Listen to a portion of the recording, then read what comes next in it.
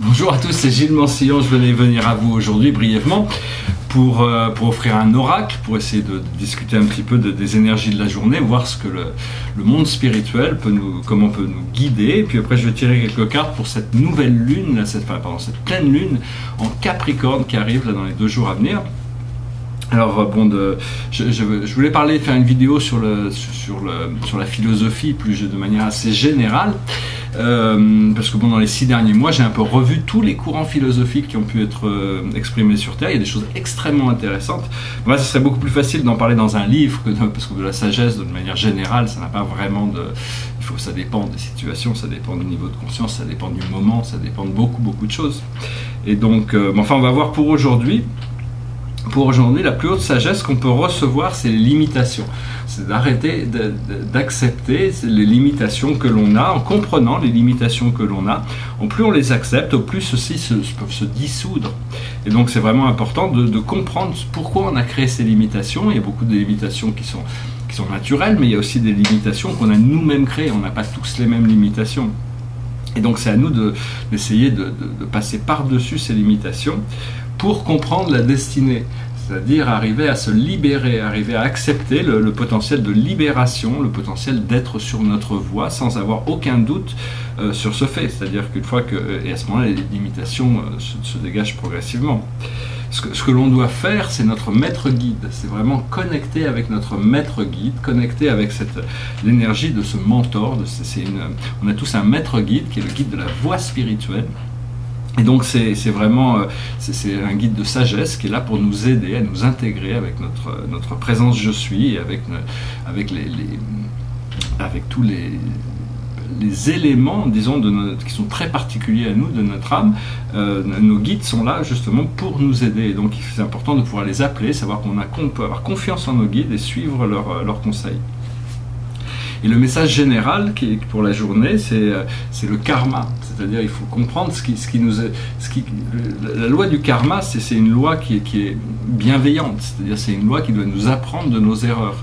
Il faut savoir que la loi de l'amour transcende la loi du karma. C'est-à-dire une fois qu'on a découvert l'amour, le fait de pouvoir se pardonner à soi-même, on n'a plus besoin du karma. Et puis on fait attention quand même de ne pas nuire à personne, mais il faut essayer de ne pas se nuire à soi-même non plus. Donc voilà, ça c'est un petit peu un message, un oracle pour la journée. Puis je vais essayer de tirer quelques cartes quand même pour voir un petit peu pour ce mois, cette lune qui arrive, une lune en Capricorne. Alors Capricorne, c'est vraiment une constellation qui est très sérieuse, c'est sur la société, les honneurs, tout ce qui est matériel, structurel de la société. C'est aussi l'abondance. Le Capricorne, c'est la chèvre amaltée qui était la chèvre nourricière de Zeus quand il était petit, le roi des dieux. Et donc, à un moment donné, il jouait avec cette chèvre, il lui a cassé une de ses cornes, et donc est devenue la corne d'abondance qu'il a donnée aux nymphes qui s'occupaient de lui. Et donc c'est vraiment la mère de l'univers. C'est donc il y a vraiment une opportunité pour ramener toutes sortes de choses très importantes dans notre vie. Pendant cette lune là, il y a vraiment toutes sortes d'opportunités pour faire avancer tout le côté plus extérieur social de notre vie. Alors que le soleil nous demande quand même d'adresser le monde interne à l'intérieur de notre vie. Le soleil étant le cancer étant le monde intérieur, le monde des sensations. Et donc on va regarder on va tirer 10 cartes, bon, ça va suffire, 10 cartes pour essayer de regarder un petit peu quels sont quel genre d'oracle on va pouvoir... Alors c'est un mois qui est dominé par le fait qu'il faut se libérer de tous les sens de pénurie, de tous les sens d'absence, de manque, de toutes ces choses. C'est la carte du miseur, c'est-à-dire c'est une carte qui nous enseigne qu'il faut apprendre à gérer les choses, gérer notre argent, mais gérer nos énergies.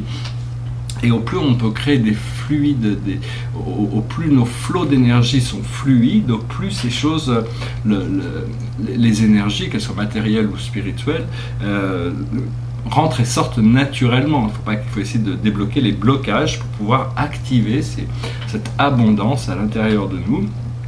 Et se préparer à recevoir de la vie, parce que la vie donne à tout le monde. Les oiseaux n'ont pas, les animaux, ils reçoivent la vie naturellement. C'est nous les hommes qui avons créé toutes sortes de systèmes complexes pour évoluer en société. Donc c'est vraiment, actuellement, c'est pas seulement par rapport à l'argent. Le miseur, c'est quelqu'un qui essaie de protéger ses trésors, alors qu'en réalité, il n'y a rien à protéger, puisque rien ne nous appartient vraiment. Il n'y a que le présent qui nous appartient. C'est un grand philosophe qui s'appelle Marc Aurèle, qui dans son magnifique livre « Les pensées pour moi-même » explique tout ça. Il a extrêmement bien compris la loi de l'un, c'est-à-dire que tout le futur et tout le passé, rien, c'est un disciple d'Épictète, Manuel d'Épictète, c'est très intéressant, c'est un tout petit livre qui est assez intéressant et très très avancé philosophiquement. Et donc, parce que bon, tous les philosophes, la philosophie c'est intéressant, ça nous apprend à mieux vivre, mais il y a toujours quand on étudie les philosophes, il y a toujours des propositions qui font ah oui, mais là je suis pas d'accord, ou oui là, mais donc c'est quand même intéressant de savoir tout ce que tout le monde a à dire, tout en gardant quand même son sens personnel de ce qui correspond à notre conscience. Et donc, le problème avec cette sentiment d'absence, de manque, c'est que ça peut créer du stress. Et donc, il faut se libérer de ce stress. Il faut arriver à déstresser. Et pour ça, il faut avoir le courage d'adresser les choses qui ont besoin d'être adressées. Et à ce moment-là, tout se remet en ordre. C'est encore dans cette philosophie d'Épictète et de Marc Aurèle, c'est-à-dire que c'est des gens qui savaient que tout ce qui est en dehors de notre volonté ne nous regarde pas. Toutes les choses de la vie font partie de la vie, elles doivent être acceptées. Par contre, il y a des choses qui sont à l'intérieur de notre pouvoir de changer, et c'est ces choses-là sur lesquelles on peut avoir un affect et qui affectent tout le reste.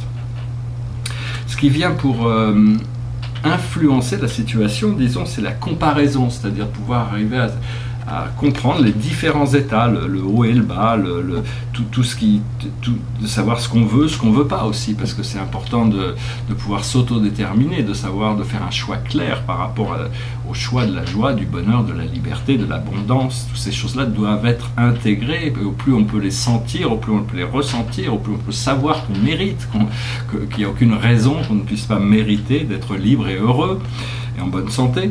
À ce moment-là, on enlève les choses qui peuvent nous empêcher d'atteindre cet état de libération, et on arrive à pouvoir faire un choix clair sur notre direction à travers la confiance. C'est-à-dire on peut avoir confiance que la vie est un procédé sacré et que nous sommes guidés vers quelque chose toujours de meilleur. Il y a une intelligence qu'on appelle la vie qui est plus intelligente que toutes les autres intelligences auxquelles on peut avoir accès, disons. Et cette vie est un. Donc, tout le grand nombre de philosophes ont déjà parlé de ça. C'est-à-dire qu'on est tous inclus dans l'un, comme disait Spinoza, bien que tout soit un et que le monde fini soit inclus dans l'infini, tout est déjà parfait, mais cherche à aller vers des perfections supérieures. Toujours pour arriver le but de l'expansion. Ce que l'on voit devant nous, sous nos pieds, qui se présente à nous devant nous, c'est la conscience, c'est la conscience supérieure, la lucidité, la perspicacité. C'est aussi la tempérance, mais c'est quelque chose, c'est une conscience qui arrive à voir les choses derrière, qui voit les choses plus profondes. Donc on est en train de se sensibiliser à des énergies qui nous rendent plus conscientes et qui nous permettent d'être plus clairs par rapport aux situations, tout en restant plus neutres dans nos émotions, ce qui nous permet de ne pas être ballottés ou de ne pas chercher des boucs émissaires à l'extérieur de nous, plutôt de chercher à corriger ces erreurs à l'intérieur de soi-même pour réajuster tout le système de la vie. Après ça, chacun doit faire ce travail personnel. Au niveau du subconscient, on a l'existence. Il y a l'existence tout entière qui est là, qui est toute proche. Elle est prête à surgir du subconscient. C'est vraiment les forces de la création qui remontent, la connaissance de l'un. Et donc se reconnecter à cette âme éternelle qui... Quand je parle d'âme, je parle d'un principe éternel de conscience, le moi véritable, qui n'est pas l'âme que les philosophes parlent, qui considèrent que l'âme, c'est l'esprit conscient terrestre. Donc des fois, par rapport à la philosophie que j'enseigne, des fois il y a des références comme le l'être et le non-être chez les Grecs et chez les Asiatiques n'est pas du tout la même chose. Et donc cette existence, c'est vraiment c'est subconscient, mais c'est des choses qui vont re-rentrer, c'est des mémoires, c'est des habilités à pouvoir être plus dans son pouvoir, plus dans sa création, et ça nous amène à être dans le présent, d'être le fou qui n'a aucune peur, qui est capable qui est complètement libre aussi, parce qu'il a fait le tour de ses peurs. Et donc qu'est-ce que le tigre de la peur? C'est la politique, c'est le manque de sincérité, c'est-à-dire c'est d'arriver à retrouver soi-même étant le plus sincère possible. Comment fait-on notre saut quantique dans le futur? À travers des projections. C'est-à-dire les projections sont des choses que l'on projette, mais ne sont pas forcément la vérité. Mais on est quand même encore tenté d'imaginer les choses, alors que les choses seront différentes quand elles arriveront. Donc il faut éviter de trop projeter. le tigre de la peur, il ressemble à quoi? Ben c'est vraiment la libération. Il ne faut pas avoir peur de passer, de changer de monde, de passer dans un monde d'abondance, de richesse, de partage pour tous. Il n'y a aucune raison. C'est ce misère qui doit vraiment...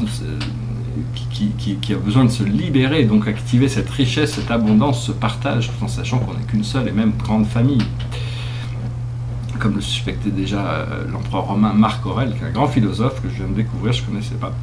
Il a écrit ce livre, Des pensées pour moi-même. C'était juste des notes qu'il prenait pour lui-même, et quand on le lit, qui devait être détruite à sa mort, mais quand on le lit, on a l'impression qu'il s'adresse à nous, alors qu'en réalité, c'est son guide intérieur qui s'adresse à lui pour essayer de l'éduquer.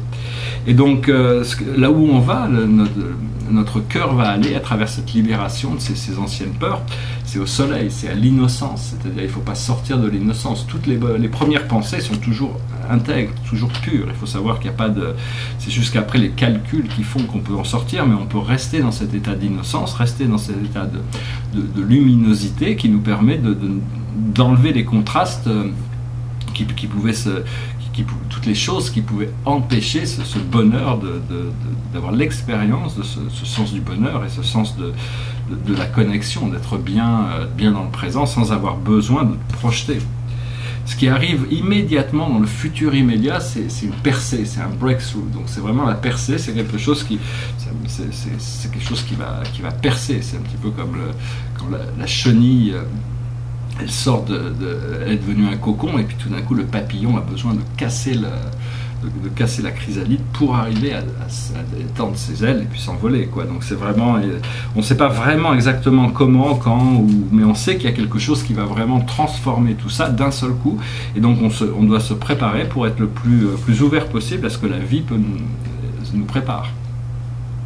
Qui nous sommes dans cette situation, nous sommes l'abondance, c'est-à-dire même si la situation donc ne reflète pas qui nous sommes, si la situation c'est la pénurie et que nous sommes l'abondance, c'est à nous de réactiver cette abondance pour arriver à éduquer les autres aussi, parce que c'est important, c'est une abondance qui doit être créée collectivement, même si nos responsabilités sont personnelles. Donc c'est vraiment arriver à pouvoir être pleinement dans son pouvoir et utiliser cette abondance pour l'expansion dans le monde à travers la créativité et tous les projets qu'on peut avoir. Toutes nos conversations sont utiles, toutes nos pensées sont utiles, même si elles ne sont pas toutes... elles n'ont pas toutes la même signification. Ce qui vient autour de nous dans le monde extérieur, c'est la participation, c'est-à-dire l'aide des forces invisibles de l'univers. Donc, c'est-à-dire qu'il y a toujours des forces invisibles qui peuvent nous aider, même si on ne les voit pas. C'est toujours bien de dire merci quand il y a des choses qui se passent bien, parce que des fois, il y a des êtres invisibles qui ont mis un petit peu de leur énergie, qui ont fait que... Mais bon, ces forces invisibles sont là et pour nous aider à justement nous rendre le flow plus facile. C'est-à-dire on n'a pas besoin de faire cavalier seul dans la vie, il faut utiliser les énergies de tout ce qui est collectif qui peuvent être bienveillantes dans la réalisation des projets qu'on puisse, de ce que l'on recherche.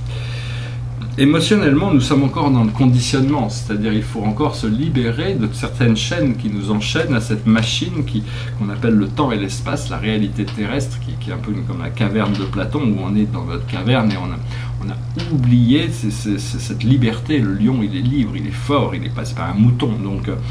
Donc il faut arriver à se dérobotiser, désactiver toutes ces croyances anciennes, ces croyances négatives, pour nous permettre d'atteindre la liberté. Plus de liberté de tous ces conditionnements. Et l'aboutissant de cette lune, ça va être, c'est quelque chose, c'est le lovers. Donc ça veut dire peut-être certainement, ça peut être une nouvelle relation qui rentre, une relation profonde. Ici c'est Isis et Osiris, c'est-à-dire c'est vraiment une nouvelle relation, ou des relations profondes qui s'ancrent, ou des nouveaux niveaux de partage, des nouveaux niveaux d'union et de communion. Donc ça devrait être, et tout ça ça peut arriver, et beaucoup de choses peuvent arriver tout d'un coup, hein. Donc il faut être prêt, et donc au plus on est prêt, au plus les choses seront agréables quand elles vont arriver.